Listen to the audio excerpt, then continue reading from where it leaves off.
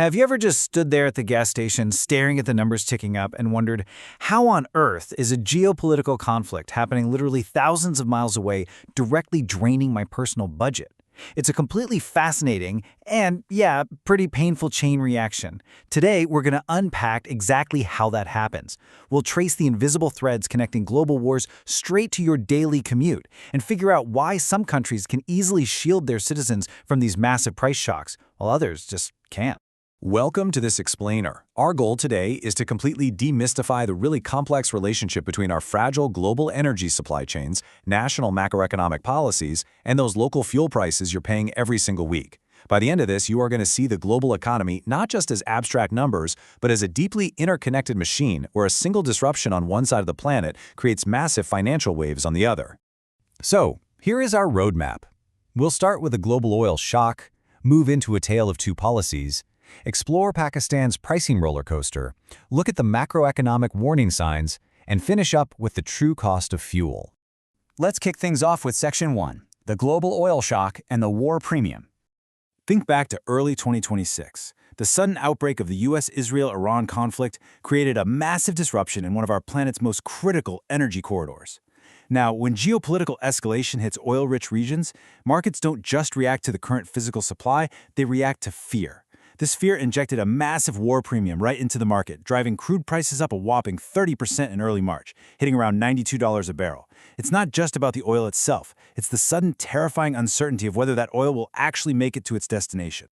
The absolute epicenter of this bottleneck is the Strait of Hormuz. It's a vital maritime corridor carrying roughly 20% of all global seaborne oil. When tensions rise there, the cascading effects are intense. Halted tankers, surging shipping insurance, and weeks of delays. Most alarmingly, if a disruption there were to last 3 months, it could push global crude prices all the way to $120 or even $150 per barrel. That is a massive spike that echoes the huge oil shocks of the past. That brings us to Section 2. A tale of two policies. Do you subsidize or do you fluctuate? So, how do individual governments actually handle this sudden tidal wave of costs? Well, it all boils down to fiscal space. Think of it like a financial shock absorber. Thanks to some really strong recent fiscal reforms, Malaysia's government can act as a shield. They're absorbing the shock, successfully capping their RON 95 fuel, even though their monthly fuel subsidy bill surged over fourfold to more than $800 million. Pakistan, on the other hand, just doesn't have that kind of fiscal space. They're forced to pass those skyrocketing costs directly onto the consumer, which results in wildly fluctuating domestic prices and some very sudden, reactive policy shifts.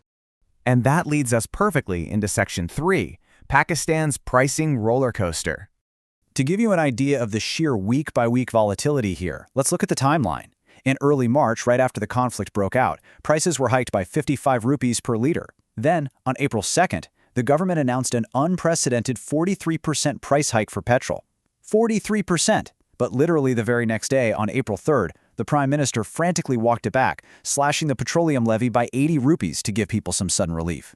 By late May, prices nudged down just slightly.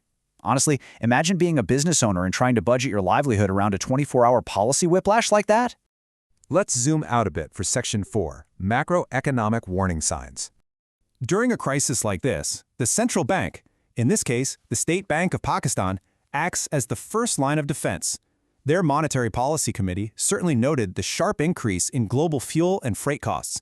They've been trying their hardest to shield the broader domestic economy by holding the main policy rate steady at 10.5%, essentially using prudent monetary policy to build up resilience.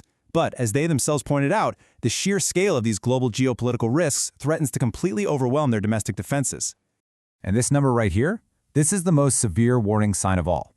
Economic modeling shows that if the Strait of Hormuz disruption lasts for just 3 months, consumer price inflation in Pakistan could skyrocket from 7%, which is where it sat in February 2026, up to a crippling 17%. That would be a totally devastating blow to purchasing power across the entire country, driven almost entirely by the rising costs of transport, food, and energy. You might be wondering, why is Pakistan so uniquely vulnerable to this? Well, it's because a massive 80 to 85% of all its crude oil is sourced from Gulf countries and transported straight through that highly vulnerable Strait of Hormuz corridor. And to make matters worse, Pakistan only holds about 10 to 14 days of strategic petroleum reserves, just 2 weeks. Under a prolonged supply shock, Pakistan's monthly oil import bill could literally triple to $4.5 billion, triggering an immediate and massive trade deficit crisis. Finally, let's dive into Section 5, the true cost of fuel. When you compare the regional data side by side, a pretty startling reality emerges. The absolute price of petrol in US dollars is actually relatively similar across South Asia. You're looking at anywhere from around $1.05 a liter in Bangladesh to $1.41 in Pakistan. But the real context you need here is income per capita.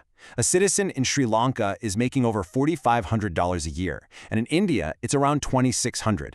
A citizen in Pakistan, roughly $1,400 to $1,600 a year. And this brings us to a concept called the affordability illusion. The true cost of fuel isn't just a number printed on the pump, it's the ratio between that number and your paycheck. Because Pakistan has the lowest per capita income among the major South Asian economies, the exact same global fuel shock takes a drastically larger, far more painful chunk out of a household's earnings.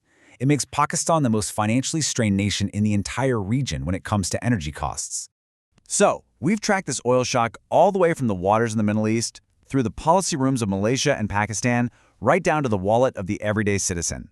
It perfectly illustrates just how incredibly fragile our globalized world really is. When a geopolitical storm hits, those with the weakest fiscal buffers and the lowest incomes always bear the heaviest burden, which leaves us with a pretty vital question to ponder. As these global supply chains remain fragile and unpredictable, how long can developing nations continue to weather these massive storms without fundamentally breaking the bank? Thank you so much for joining me for this explainer. Keep questioning, keep learning, and I'll catch you next time.